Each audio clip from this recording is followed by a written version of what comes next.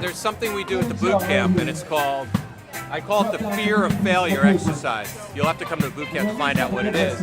But what I did with Trinidad is I actually give them 5 tasks to go out on a Saturday night, right? 5 simple things that you've never done before. One of them is asking a woman for a tampon, right? Another one is getting a kiss, right? Another one is getting pictures of hugs, and you got to find out about the other one. So every guy always comes back after it, and I always ask him this one simple question. I said, did you ever do you never did anything like that ever in your life, right? No, never. Okay. How do you feel today? It feels good. It just feels easy. Like I had something holding me back, and it was just, I guess the part of not knowing that it's just easy to just go and just be yourself and feel okay to do it, you know? How did the women respond to you last night?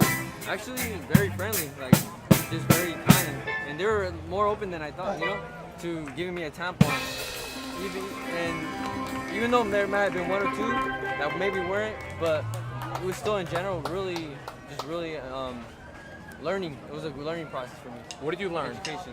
I learned that be more open and, you know, have fun, and then people will notice that and they'll enjoy your company more, and it makes you a more rounded person, and just makes you more attractive, like everything you teach, you know, in your boot camp, all that stuff. What fears did you overcome? I guess, man, that's a hard one. It would just have to be that it's okay to fail, and it's okay to give it a try, and even if you don't get it right the first time, it's okay to keep doing it again. I guess the fear of just keep trying until you succeed. Practice till you make it, you know, or practice makes perfect, I don't know. And it was nice because you had tasks, and that's the whole key.